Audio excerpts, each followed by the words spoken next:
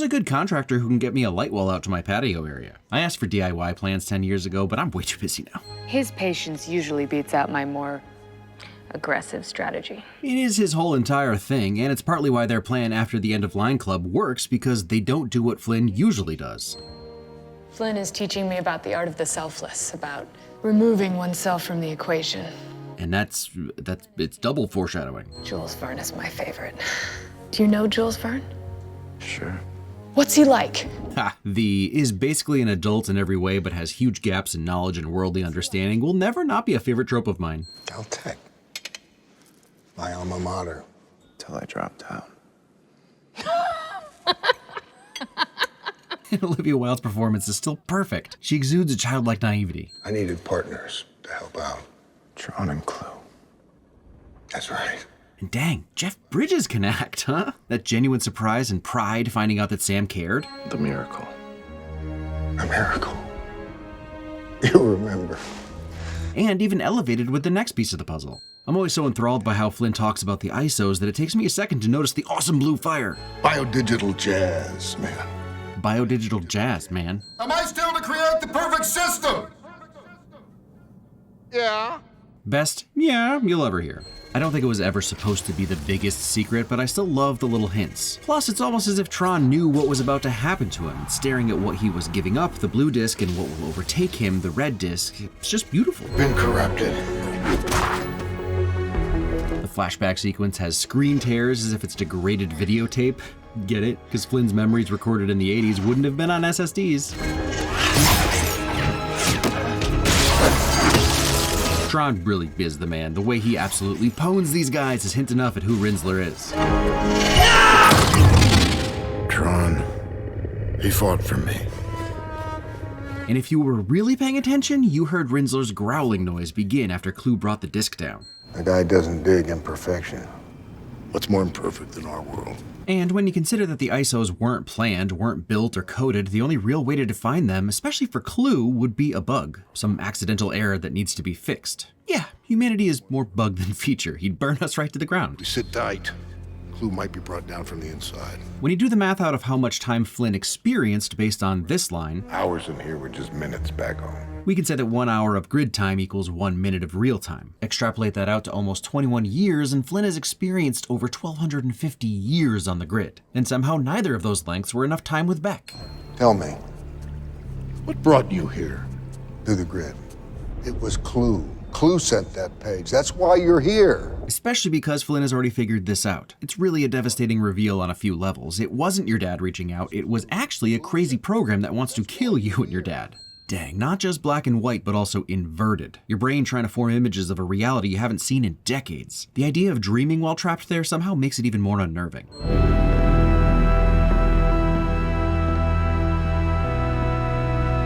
Goodness, this cut to out of focus Cora as the synth organ kicks in. And the real chills you're getting right now are because you know what's next. You know what track this leads to. Chaos. Good news. I wish I could be this cool to drop a line that hard and then have the greatest movie track ever written kick in as I walk away.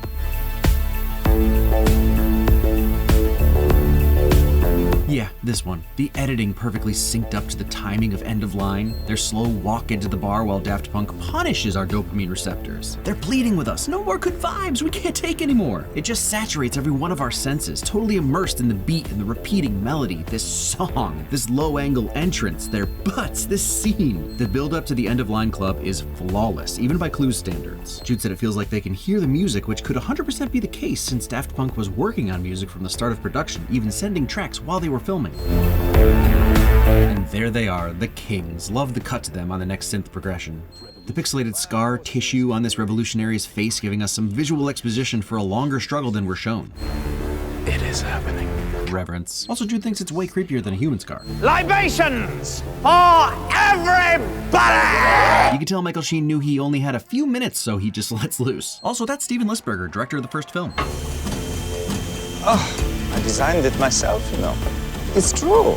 See, no run-of-the-mill stares. And Kester's line and accent, Michael Sheen doesn't even care. Jen. My name is Jen.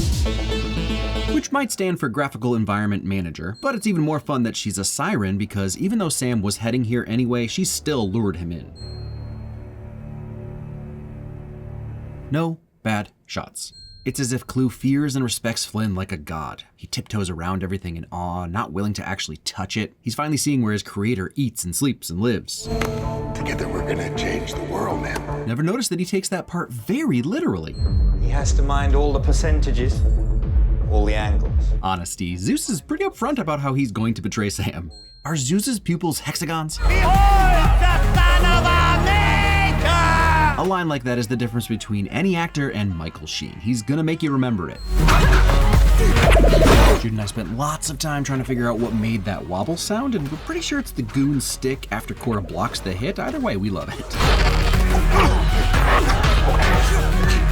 Teamwork. Also, I've never given D-Rez the love it deserves because it's an excellent pulse-pounding fight track.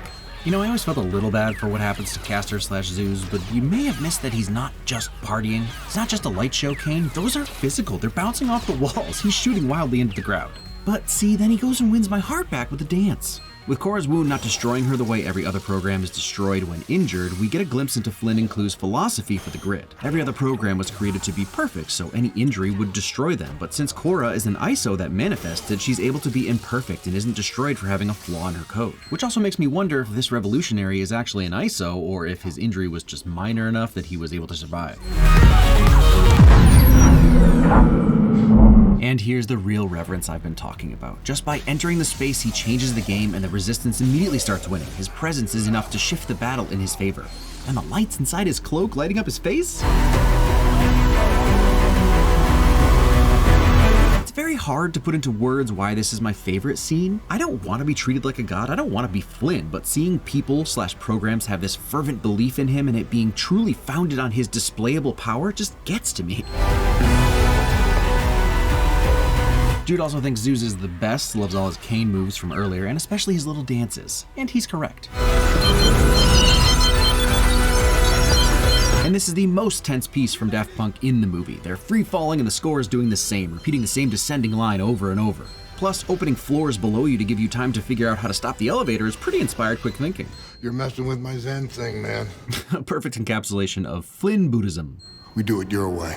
Full-on sprint to the portal. It might seem like Flynn's going against his own advice, and he partially is, but it's also not a rash act. He stopped and thought about it. After years of stalling the game, Flynn finally has a reason to act. In an instant, he lets go of his wisdom that's helped him survive and makes a decision solely for his son. Check that out. A perfect encapsulation of Flynn the Dudism. I don't know. Rich getting richer, poor getting poor. Huh. Well, at least we sorted that one out. Must have been something before Clue screwed it up. No, he's me. I screwed it up. Introspection. I'd have given it all up for one more day with you. Real love, and he ultimately does. Of course, Rinsler's also an expert tracker. Also, I said I love the purring earlier, and Jude says it's because he's a tiger. It's kind of hard to argue with. Like it. The awe was... Flirting? End of line, man. It really doesn't get more badass than that, even if he's kind of quoting MCP, who he is actually way more of a badass bad guy than. Even these filler wide shots are just stunning. I guess you could say I'm a rescue. Aw, got him with a callback. Marvin. Oh. Rescue. Her little laugh off in the distance. Dang it, Olivia is such a perfect cast for this role. Clue can't create programs. He can only destroy or repurpose them. I've heard complaints over the years that Tron isn't in the movie enough, and I don't really disagree, but the movie is pretty clear who Rinsler is. That line being another huge hint. What's she doing? Removing herself from the equation. I like that this isn't necessarily the best idea, but she said herself that she's learning about Removing oneself from the equation. Yuppers. He just takes the kick to the face and then does a crazy flip to get it to the ground. Tron. And I absolutely love that Flynn would immediately recognize Tron. They were together for years. He'd know his style. I have something very special in mind for you. Honestly, at certain points, the offness of Clue's face really lends to his creepiness. Greetings, programs! OMG, it was never Kevin, it was Clue and Tron all along. Greetings, programs! Greetings, program. Greetings, program! Or he's just an excellent imitator. We've maintained it We've improved it. Love the shot of his speech in their helmets. Yes! To all of us! Peak digital guy passion. They saved the updated version of Sark's carrier for the last act, and it is gigantic. When you let it go, I'm not going home without you. Sam, Same team. Remember? I was afraid you were gonna say that. Honestly, that's the dream, having your kid use your own loving words against you as an adult. Out there is our destiny. Yeah, I heard that one before too. In there is our destiny. I'm not a program. My name is Sam Flan. Again, the buildup of the score is Palpable. You are not authorized. Right away, sir. hey, sometimes it works. Also, whoa, is that the Ares-shaped disc? It would make sense based on the original plan for Legacy, just can't believe I never noticed it before. Watch your step, please, as you board the aircraft. Politeness. Is that a digitized Wilhelm? Hi kids, Daft Punk here again, just checking in to make sure your minds are still being blown. Did you notice how the melody kicks in right as Sam takes the disc? Yeah, you noticed.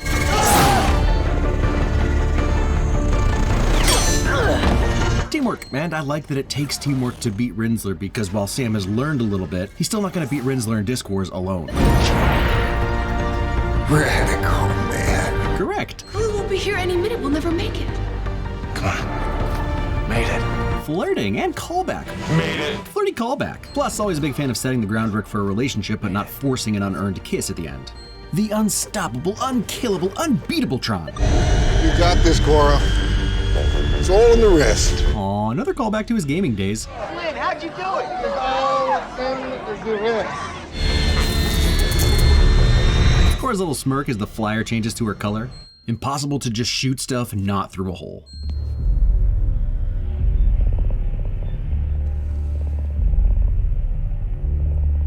Rinsler doesn't even have to say anything. Long live the users. Death to the evil! Brutal. Not even a second thought for Fairweather Jarvis. This was one of the truly insane hype moments in the last trailer, and it still gets me. It's just so stupid cool. So, yup. Where did you learn that move back there? Encom Tower. A couple nights ago. Encom Tower. Light jets. If you don't whisper light jets anytime you look over your shoulder into the middle distance, what is your life? Look, we don't usually like to praise the baddies unless they're Rinsler, but the barrel roll up, over, and then through the light walls? Beautiful wide shot. Ooh, brutal snipe. Finish the game! Now you know he's lost it. Fully quoting Sark. Finish the game! I fight for the users.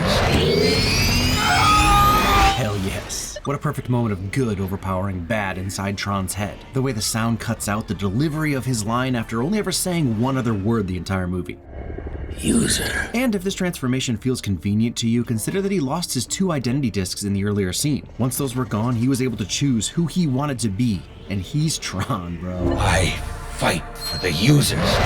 Cora, there's something I need you to do. And this is when Flynn realizes it's his chance to remove himself from the equation so that Sam and Cora can escape. Tron lives! Jude agrees Rinsler being alive and turning blue is the biggest win. If you're really looking around, you might catch that Clue is already there, but if you don't, you'll get one more sick reveal of a badass bad guy. I created the perfect system. The thing about perfection is that it's unknowable. It's impossible, but it's also right in front of us all the time. You wouldn't know that because I did it when I created you. That's brutal. I'm sorry. After everything they've been through, Flynn still apologizes and forgives Clue, and although you can see the need for approval on Clue's face, he can only fulfill his destiny as the dark half of the whole. Look, I so badly want to take credit for this one, and I really should have thought of it, but alas, I can't. Jeff Bridges fights Jeff Bridges on Jeff Bridges' bridge to another world that's also a bridge. Well done, commenters. Remember what you came for. Self-sacrifice. Why? He's my son. Totally with him, and I totally understand why Clue would absolutely lose it at this point, because Clue is also Flynn's progeny. But even now, it's beyond Clue to actually kill his creator. All any man wants is his Gladiator moment, his Rocky moment, and his Tron moment. love that Flynn gets one flashback in color after years of dreaming in black and white, as if Sam's presence awoken the real memories in him. You know by now I'm a sucker for someone laying down their life for the ones they love, and this finale is no exception. It gets me every time. The force is so strong it turns Clue around through his body. Self-sacrifice. Sick transition. So, did he just transfer the entire grid onto an SD card? It checks out. What's next, Sam? They did an impressive job of making this computer program lady look human. Yep, I genuinely believe that this is Cora's first sunrise. And this is the first sunlight we've seen in the entire movie. It's night during the prologue, even the quick shot of Sam on his bike is in the rain, and then everything else is night until he's on the grid.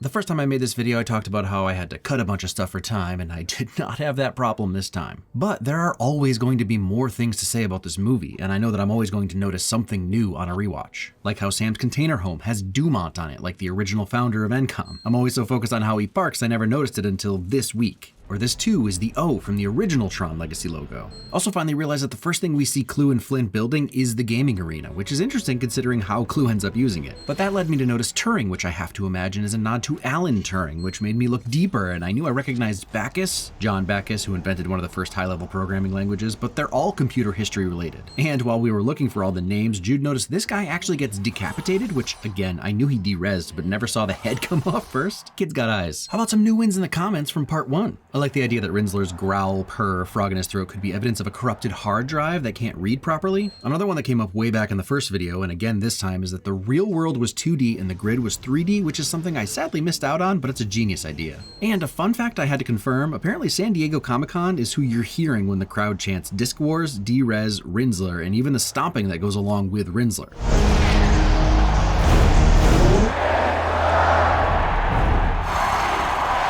Amazing. 15 years later, I'm still learning new stuff about this movie, and I'm still bummed that the planned sequel never happened. The wide shots of the grid hinted an entire world to explore, and while I'm stoked to see programs enter the real, being on the grid is just so comfortable, happy. It's my happy place. And yeah, a big part of that is the music playing in the background. Even people who vehemently hate this movie cannot and will not deny that Daft Punk knocked it out of the park with this score. Or how about dropped the disc and de-rezzed expectations with this score. I've been listening to it for 15 years, and I can still pretty much throw it on anytime. One of my biggest regrets in life will be never weaving in and out of cars on my Ducati while Son of Flynn pumps into my ear holes. Followed by the game has changed, where I try my best to fight the temptation to not run all the cars into my light wall trail. But alas, I'm too old to even cosplay a light cycle fatality on the highway. That's a young man's game, not for me at 96. I love this movie. I love the duality of Clue and Flynn, the way Flynn takes responsibility for Clue's failures, even as Clue himself is a failure, and I don't just mean his face. Although there is something funny about his face when he's so obsessed with perfection. I love the father-son story even more now that I'm a dad and don't for a second question Flynn's decision to save Sam at the cost of his own life. I especially love that they get their moments to connect throughout the movie, even though I know deep down that Flynn was gonna save his son no matter what. I even love the spark of a love story between Cora and Sam, and I hope that someday there's a way to see that play out. I won't hold my breath. But now I'm gonna more or less repeat what I said the first time I made this video. All of the performances are great, I don't have a single complaint, but the star of the movie is the world itself, the grid with all its glowing blue and orange lights. It's insane and unique architecture like exterior elevators, the raw stone inside Flynn's home as if he carved it out of a mountain, the glass and floor lights, the constant stormy sky, the solar sailor that's both powerful and delicate at the same time, the inhabitants that evolved independent from users in the real world, the soundtrack that grabs you right from the first frames and never stops blowing your mind throughout. The movie toys with philosophical ideas you can read into however you like, but ultimately this movie is fun and emotional and inspiring and beautiful, and it holds up.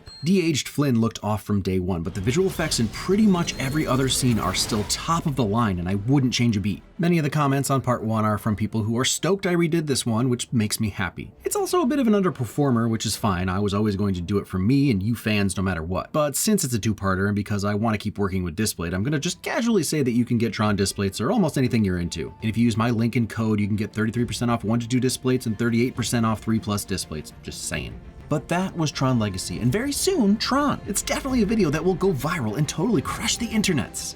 Thanks, friends.